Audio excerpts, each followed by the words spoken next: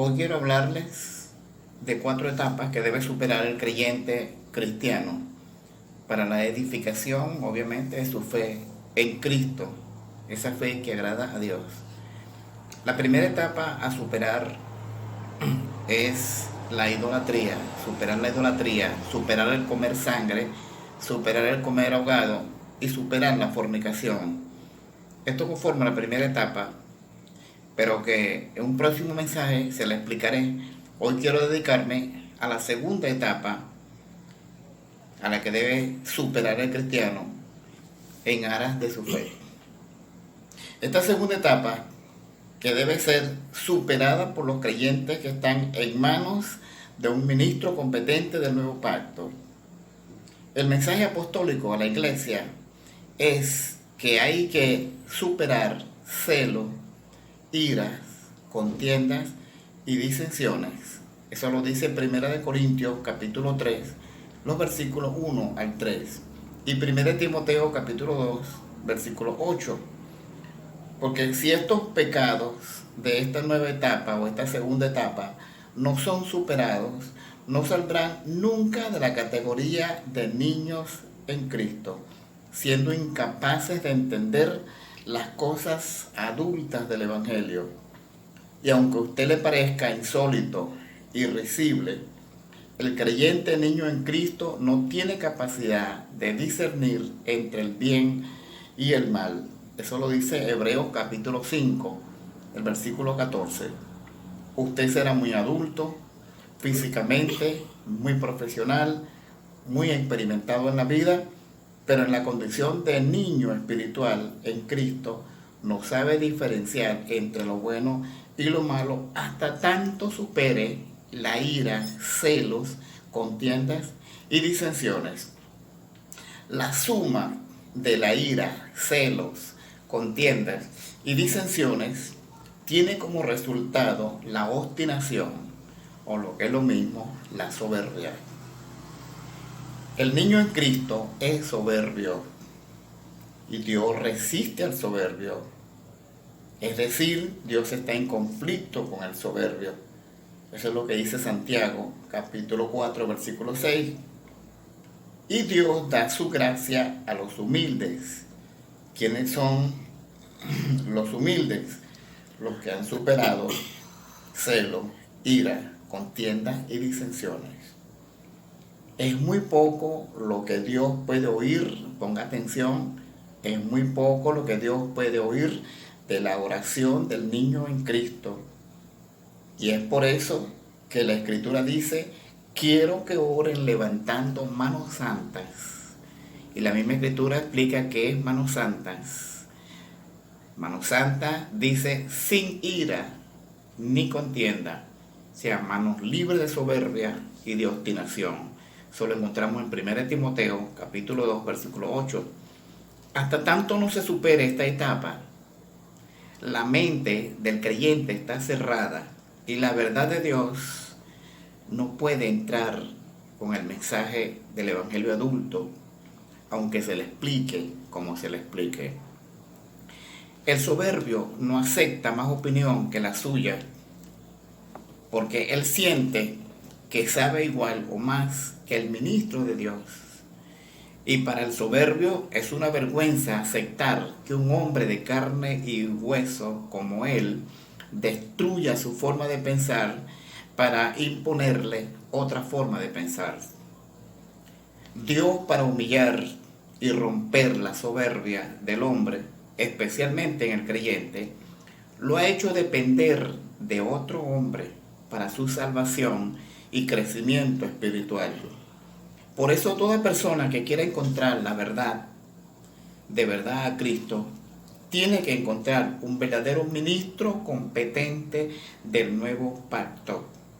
Es por eso que Dios estableció en la iglesia apóstoles, profetas, evangelistas, pastores y maestros. Eso lo encontramos en Efesios capítulo 4, versículo 11.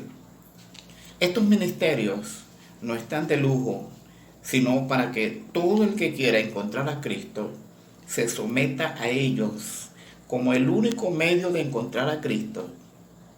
Y esta verdad choca fuertemente contra los soberbios que se rehúsan a depender de otra persona para, para encontrar esa verdadera fe en Cristo. Choca con la mentalidad del soberbio. ¿Qué es un apóstol? Es un hombre muy especial a quien Dios ha dotado con entendimiento único para entender toda la revelación de la Sagrada Escritura que Dios le dio a Moisés, a los profetas y en los salmos. En el Antiguo Testamento, todo el misterio de Cristo escondido en sus enseñanzas. Eso lo dice San Lucas, capítulo 24, los versículos 44 al 46. Misterio que no se dio a conocer a los hijos de los hombres en otras generaciones. Así dice Efesios capítulo 3, versículo 5. Misterio que ahora es revelado a sus santos apóstoles y profetas por el Espíritu Santo. Lo dice Efesios capítulo 3, versículo 5. Solamente dos tipos de hombres en la vida tienen la revelación del misterio de Cristo: los apóstoles y los profetas de la iglesia de Cristo.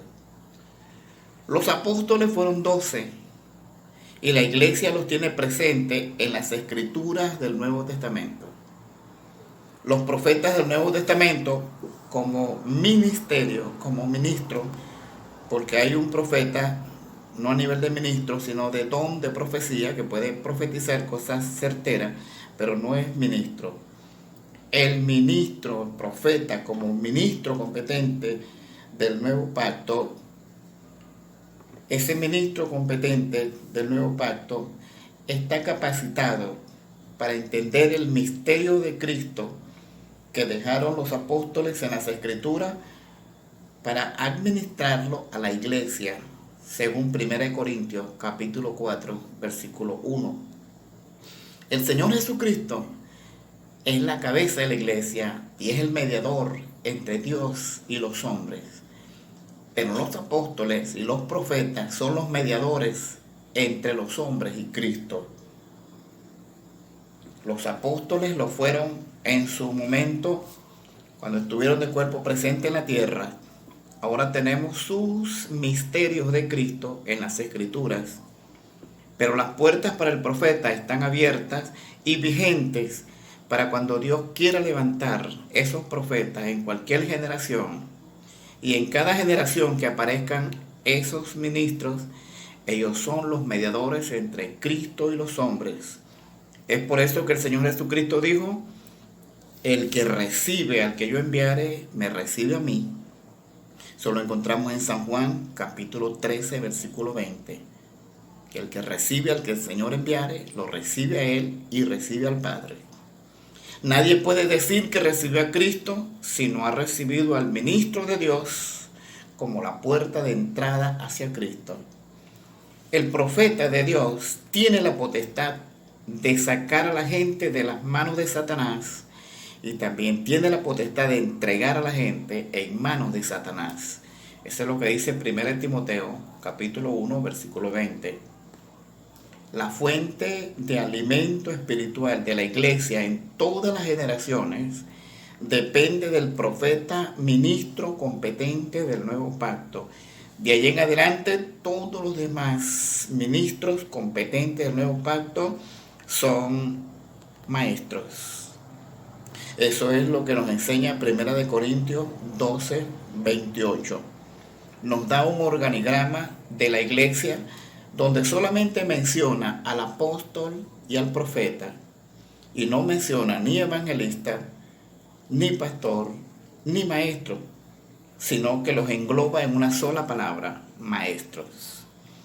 El evangelista es un ministro capacitado tanto para pastorear como para fundar nuevas iglesias, pero bajo la cobertura de un profeta. El pastor es un ministro capacitado para pastorear una iglesia, pero bajo la cobertura de un profeta como su fuente de enseñanza. El maestro es un ministro capacitado para enseñar bajo la tutela del pastor. El profeta está capacitado para cubrir todos los ministerios, es decir, el de evangelista, el de pastor y el de maestro. Cuando la Biblia dice que Dios constituyó en la iglesia apóstoles, profetas, evangelistas, pastores y maestros, dice que los constituyó a fin de perfeccionar a los santos para la obra del ministerio, para la edificación del cuerpo de Cristo. Eso lo dice Efesios capítulo 4, los versículos 11 y 12.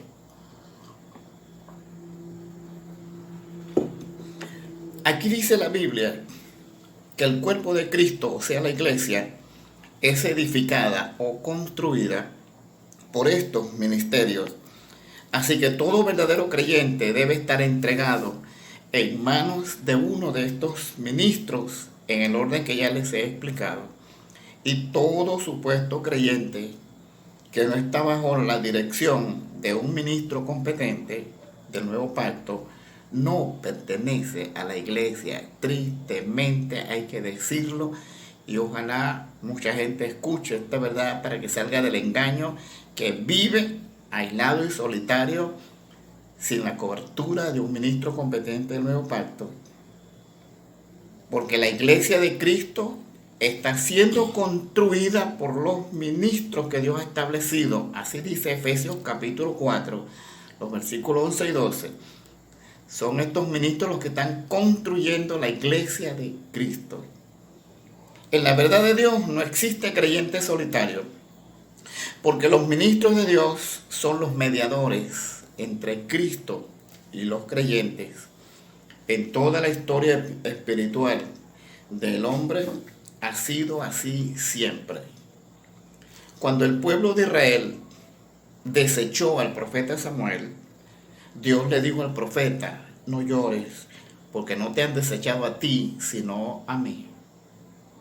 Y cuando el profeta Daniel oró a Dios que los librara del castigo por el pecado de Israel, él dijo: Señor, hemos pecado, porque no hemos obedecido a tus siervos, los profetas, que nos hablaron a todo el pueblo. Eso lo dice Daniel, capítulo 9, versículo 6. Aquí tenemos la gran revelación que desobedecer al ministro de Dios es desobedecer a Dios. Esta es la gran razón por la que hay que superar obligatoriamente la soberbia, porque la soberbia del creyente no acepta esta realidad bíblica, que su salvación, comunión con Dios, está en manos de un hombre de carne y hueso y con defectos según la evaluación de algunas personas, obviamente no según Dios. Ese hombre llamado ministro de Dios. Yo como profeta, ministro competente del nuevo pacto, veo en las escrituras lo que otra persona no ve ni puede ver. Y es por eso que veo con tanta claridad en las escrituras que Dios le da al ministro la responsabilidad de cuidar las almas de las personas que le obedecen y se sujetan a ellos como pastores. Y es una responsabilidad tan grande del ministro que inclusive tiene que entregar cuenta a Dios por esas almas. Eso es lo que dice la Biblia en el libro de Hebreos, capítulo 13, versículo 17. Los supuestos creyentes que no han encontrado un ministro competente que cuide sus almas, esas almas están a la deriva para que Satanás haga con ellos lo que quiera hacer. Los creyentes soberbios no creen ni aceptan esta declaración bíblica, porque en su soberbia se creen capaces de cuidar sus almas ellos mismos en contradicción a la Biblia.